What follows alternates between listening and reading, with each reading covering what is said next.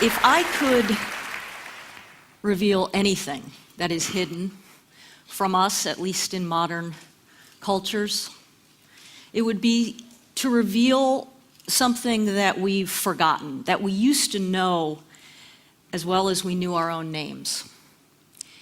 And that is that we live in a competent universe, that we are part of a brilliant planet, and that we are surrounded by genius.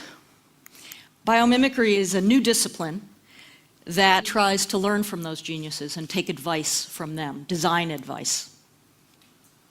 That's where I live, and it's my university as well. I'm surrounded by genius. I cannot help but remember the organisms and the ecosystems that know how to live here gracefully on this planet. This is what I would tell you to remember if you ever forget this again. Remember this.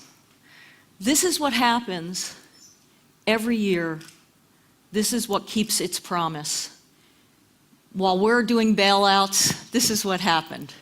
Spring. Imagine designing spring. Imagine that orchestration. You think TED is hard to organize, right?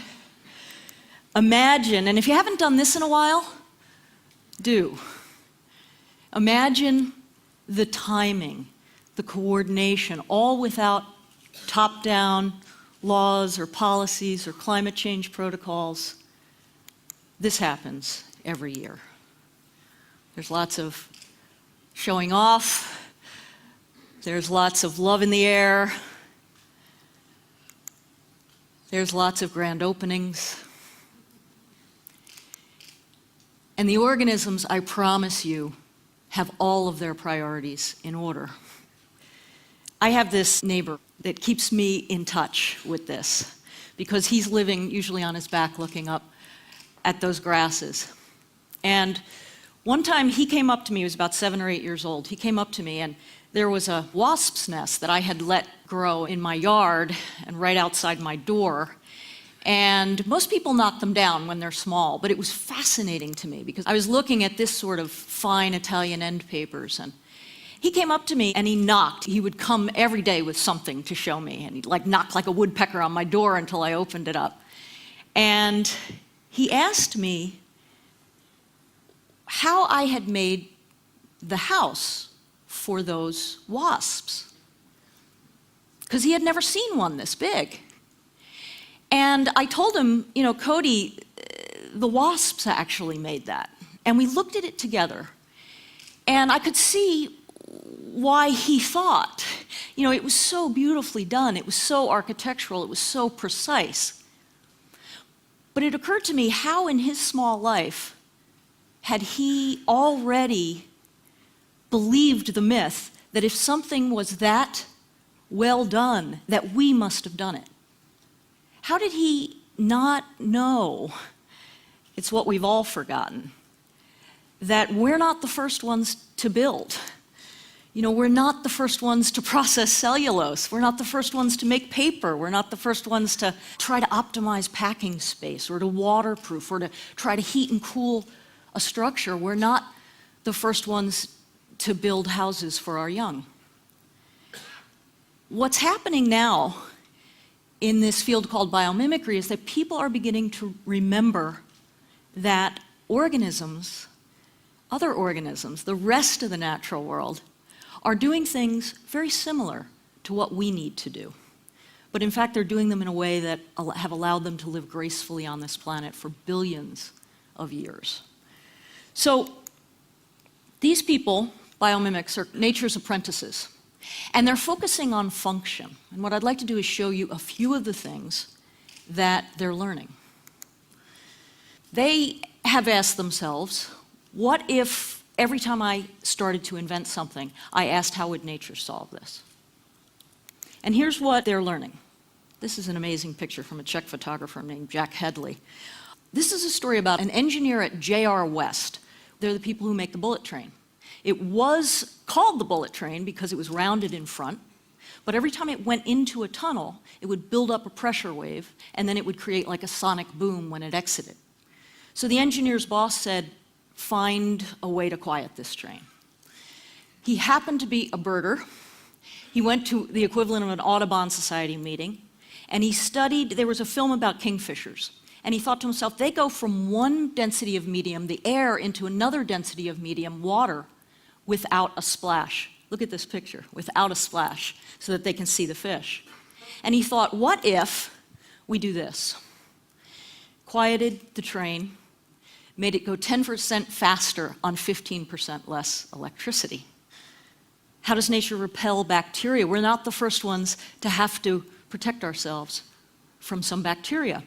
Turns out that this is a Galapagos shark. It has no bacteria on its surface, no fouling on its surface, no barnacles. And it's not because it goes fast. It actually basks. It's a slow-moving shark. So how does it keep its body free of bacteria buildup? It doesn't do it with a chemical. It does it, turns out, with the same dentisols that you had, on Speedo bathing suits that broke all those records in the Olympics. But it's a particular kind of pattern. And that pattern, the architecture of that pattern on its skin dentisols, keep bacteria from being able to land and adhere. There's a company called Sharklet Technologies that's now putting this on the surfaces in hospitals to keep bacteria from landing, which is better than dousing it with antibacterials or harsh cleansers that many organisms are now becoming drug resistant. Hospital-acquired infections are now killing more people every year in the United States than die from AIDS or cancer or car accidents combined, about 100,000. This is a little critter that's in the Namibian desert, has no fresh water that it's able to drink, but it drinks water out of fog. It's got bumps on the back of its wing covers, and those bumps act like a magnet for water. They have water-loving tips and waxy sides. And the fog comes in and it builds up on the tips, and then it goes down the sides and into the critter's mouth. There's actually a scientist here at Oxford who studied this, Andrew Parker. And now kinetic and architectural firms like Grimshaw are starting to look at this as a way of coating buildings so that they gather water from fog. 10 times better than our fog-catching nets. CO2 as a building block. Organisms don't think of CO2 as a poison. Plants and organisms that make shells, coral, think of it as a building block. There's now a cement manufacturing company starting in the United States called Calera. They've borrowed the recipe from the coral reef, and they're using CO2 as a building block in cement, in concrete. Instead of cement usually emits a ton of CO2 for every ton of cement, now it's reversing that equation and actually sequestering half a ton of CO2, thanks to the recipe from the coral. None of these are using the organisms. They're really only using the blueprints or the recipes from the organisms. How does nature gather the sun's energy? This is a new kind of solar cell that's based on how a leaf works. It's self-assembling. It can be put down on any substrate whatsoever. It's extremely inexpensive and rechargeable every 5 years. It's actually a company that I'm involved in called OneSun with Paul Hawken. There are many ways that nature filters water, that takes salt out of water. We take water and we push it against a membrane, and then we wonder why the membrane clogs and why it takes so much electricity. Nature does something much more elegant, and it's in every cell. Every red blood cell of your body right now has these hourglass-shaped pores called aquaporins. They actually escort water molecules through. It's kind of a forward osmosis. They escort water molecules through and leave solutes on the other side. A company called Aquaporin is starting to make desalination membranes, mimicking this technology. Trees and bones are constantly reforming themselves along lines of stress. This algorithm's been put into a software program that's now being used to make bridges lightweight, to make building beams lightweight. Actually, GM Opel used it to create that skeleton you see in what's called their bionic car. It lightweighted that skeleton using the minimum amount of material as an organism must. for the maximum amount of strength. This beetle, unlike this chip bag here, this beetle uses one material, chitin, and it finds many, many ways to put many functions into it. It's waterproof. It's strong and resilient. It's breathable. It creates color through structure. Whereas that chip bag has about 7 layers to do all of those things. One of our major inventions that we need to be able to do to come even close to what these organisms can do is to find a way to minimize the amount of material, the kind of material we use, and to add design to it. We use 5 polymers in the natural world to do everything that you see. In our world, we use about 350 polymers to make all this. Nature is nano. Nanotechnology, nanoparticles, you hear a lot of worry about this, loose nanoparticles. What is really interesting to me is that not many people have been asking, how can we consult nature about how to make nanotechnology safe? Nature's been doing that for a long time, embedding nanoparticles in a material, for instance, always. In fact, sulfur-reducing bacteria, as part of their synthesis, they will emit, as a byproduct, nanoparticles into the water. But then right after that, they emit a protein that actually gathers and aggregates those nanoparticles so that they fall out of solution. Energy use. Organisms sip energy because they have to work or barter for every single bit that they get. And one of the largest fields right now in the world of energy grids, you hear about the smart grid. One of the largest consultants are the social insects, swarm technology. There's a company called Regen. They're looking at how ants and bees find their food and their flowers in the most effective way as a whole hive. And they're having appliances in your home talk to one another through that algorithm and determine how to minimize peak power use. There's a group of scientists in Cornell that are making what they call a synthetic tree because they're saying, you know, there's no pump at the bottom of a tree. It's capillary action and transpiration pulls water up a drop at a time, pulling it, releasing it from a leaf and pulling it up through the roots. And they're creating, you can think of it as a kind of wallpaper. They're thinking about putting it on the insides of buildings to move water up without pumps. Amazon electric eel, incredibly endangered some of these species, creates 600 volts of electricity with the chemicals that are in your body. Even more interesting to me is that 600 volts doesn't fry it. You know, we use PVC and we sheathe wires with PVC for insulation. These organisms, how are they insulating against their own electric charge? These are some questions that we've yet to ask.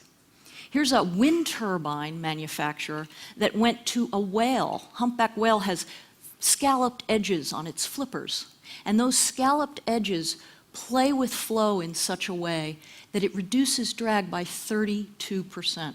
These wind turbines can rotate in incredibly slow wind speeds as a result. MIT just has a new radio chip that uses far less power than our chips, and it's based on the cochlear of your ear, able to pick up internet, wireless, television signals, and radio signals in the same chip. Finally, on an ecosystem scale, at Biomimicry Guild, which is my consulting company, we work with HOK architects.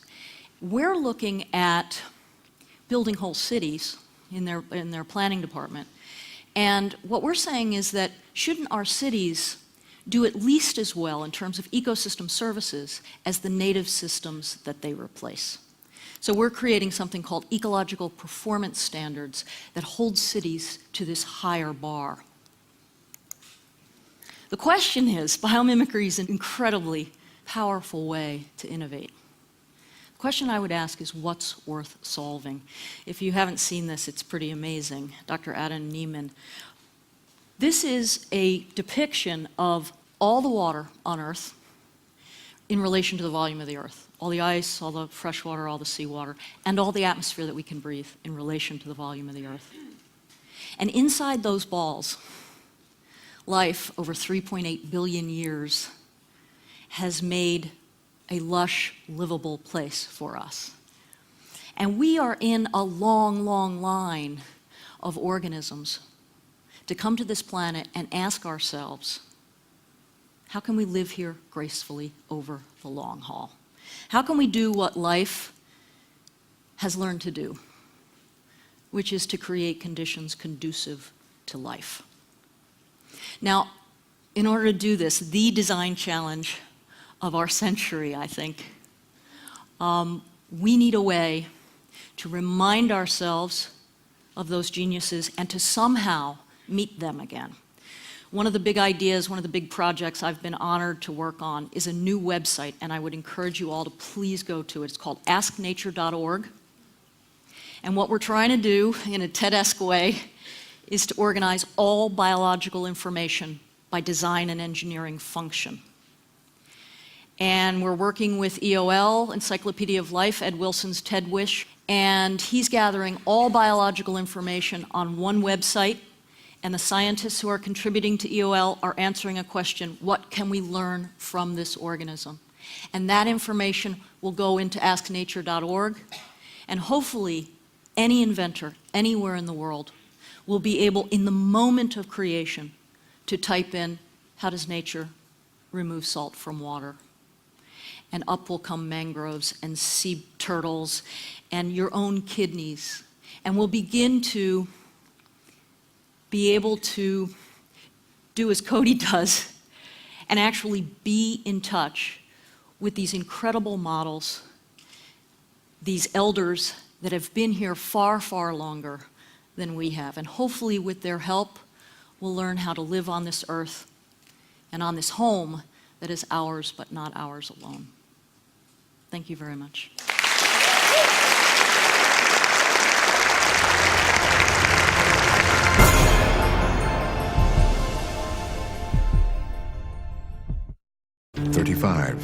The most times an athlete has broken the pole vault world record.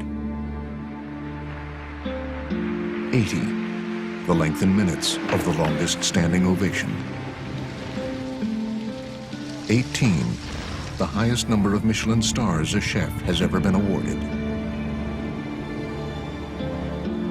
There is always something to challenge.